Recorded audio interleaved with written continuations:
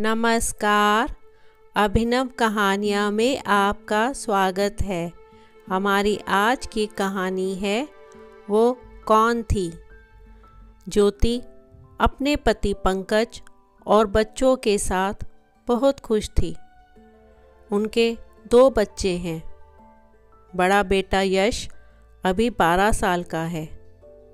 बेटी छोटी है, 8 साल की आरुषि। ये एक मध्यम वर्गीय परिवार है। ज्योति के पति पंकज की किराने की दुकान है, जिससे उनका घर और दोनों बच्चों की पढ़ाई अच्छे से हो जाती है। पंकज और ज्योति अपनी छोटी सी दुनिया में खुश थे, लेकिन फिर उस एक दिन से सब कुछ बदलने लगता है। एक दिन पंकज जब घर आया तब वह कुछ परेशान लग रहा था। उसके बच्चे वहीं बैठे पढ़ाई कर रहे थे। बातों बातों में उनमें बहस हो गई और वो झगड़ा करने लगे। पंकज वहीं बैठा था और अपने ही ख्यालों में खोया था।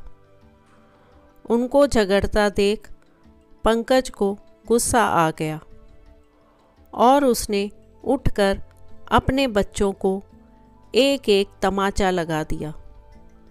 ज्योति आवाज़ सुन रसोई में से कमरे में आ गई।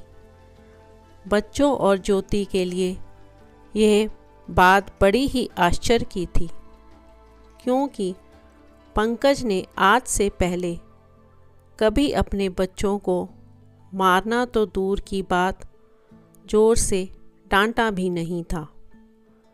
हमेशा उन्हें प्यार से समझाया था। लेकिन आज उसे क्या हो गया था?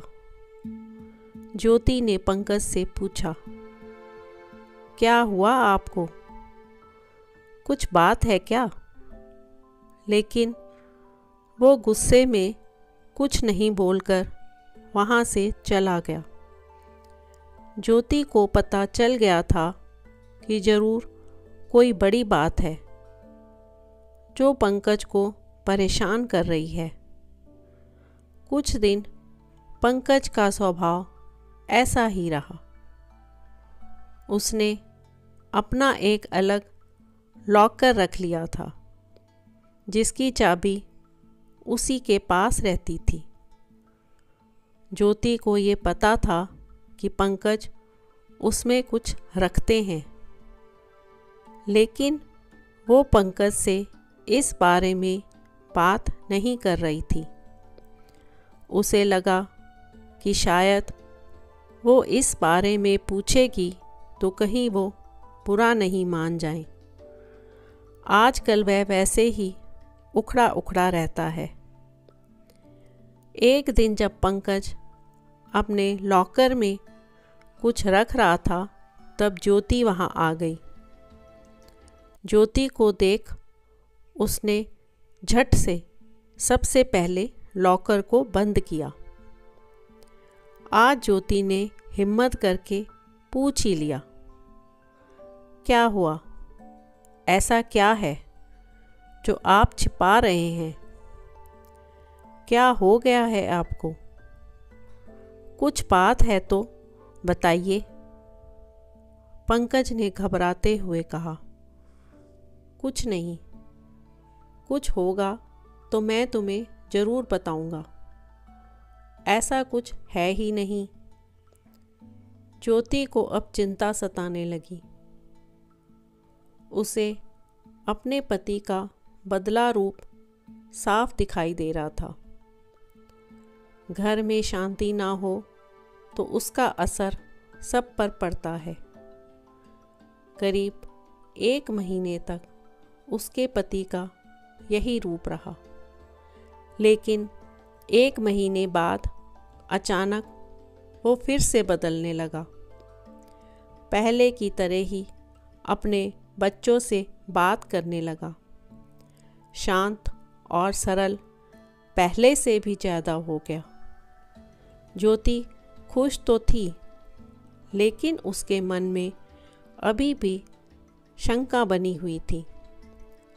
सब कुछ धीरे धीरे फिर पहले जैसा होने लगा, लेकिन अभी भी पंकज अपने लॉकर को नहीं छोड़ता था।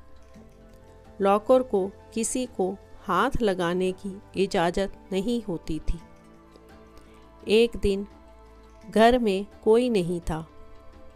ज्योति भी सब्जियां खरीदने के लिए घर से बाहर निकली, लेकिन बाहर जाने पर उसे पता नहीं था कि उसे ऐसा कुछ दिखाई देने वाला है। उसे वहाँ पंकज दिखाई दिया, वो भी एक बहुत ही खूबसूरत औरत के साथ, और पंकज उसे पैसे भी दे रहा था। अब उसके मन में सवालों के भूचाल आ गए थे। तरह तरह के ख्याल आने लगे कि इस औरत की वजह से ही शायद उसके पति में बदलाव आया है। उस दिन से ज्योति पंकज पर नज़र रखने लगी, लेकिन अगले 1 महीने तक उसे कुछ नहीं मिला। लेकिन फिर महीने की पहली तारीख पंकज उसी महिला से मिलते दिखाई दिया और उसे पैसे देता दिखा। कुछ महीनों तक उसे देखा तो पता चला कि पंकज हर महीने उस औरत को पैसे देता है। एक दिन जब पंकज अपने घर आया तो ज्योति ने उसे पूछ ही लिया कि क्या बात है, आप कुछ छिपा रहे हैं क्या? अगर कुछ छिपा नहीं रहे तो हर महीने उस औरत को पैसे क्यों देते हैं? पंकज तिलमिला गया और गुस्से से बोला, तो तुम मेरा पीछा कर रही हो, मुझ पर नज़र रख रही हो।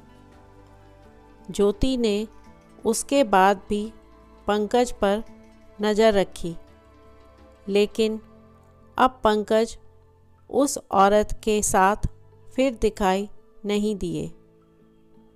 समय बीतता गया। करीब 3 साल के बाद पंकज की तबीयत खराब हुई। पंकज ज्योति को बिना बताए अस्पताल चला गया और करीब 1 दिन बाद वापस आ गया। घर आने पर ज्योति ने बहुत गुस्से से पूछा, कहाँ थे? ऐसा क्या है जो आप इतने सालों से छिपा रहे हैं?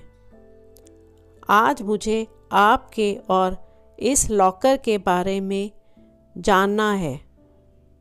पंकज ने अब सच बताना सही समझा। उसने लॉकर खोला और उसमें से फाइल निकालकर ज्योति को दिखाना शुरू कर दिया। सब देखकर ज्योति के पैरों तले ज़मीन खिसक गई।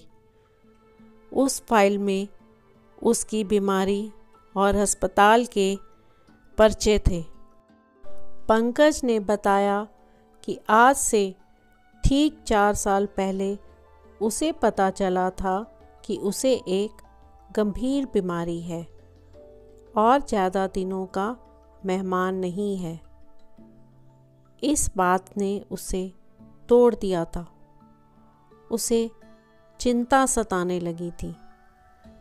ये सब हो ही रहा था कि एक दिन दुकान के सामने उसे एक औरत दिखाई दी जो भीख मांग रही थी। उस औरत को देखकर उसे दया आ गई। उसने उस औरत से पूछा कि क्या हुआ बहन, देखने से लगता है कि तुम अच्छे घर की हो और फिर सड़क पर इस तरह भीख क्यों मांग रही हो? उस औरत ने बताया, कि पति के देहांत के बाद उसे गुजारा करना मुश्किल हो रहा है, इसलिए मजबूरन उसे भीख मांगनी पड़ रही है। पंकज को उस समय लगा कि अब उसकी ज़िंदगी कुछ ही समय की है, इसलिए पंकज ने उसकी मदद करना शुरू कर दिया। उसे और उसके बच्चे के रहने को घर और खाने की व्यवस्था की। साथ ही हर महीने उसे पैसे भी भेजता रहता है। उसने ना सिर्फ उसकी बल्कि औरों की भी मदद करना शुरू किया। पंकज भी आश्चर्य से भरा रह गया था कि इस दौरान उसे पैसों की कमी नहीं रही। साथ ही जो बीमारी उसे कुछ दिनों में ख़त्म करने वाली थी, उसके इस अच्छे काम की वजह से उसे अभी तक जीवित रखे हुए है। पंकज ने ज्योति से कहा कि अब मैं अपने घर की ज़रूरत के बाद जितना हो सकता है ज़रूरतमंदों की मदद करता हूँ। मुझे अंदर से खुशी मिलती है। शायद ये उन लोगों की दुआ है जो अभी तक मैं जीवित हूँ।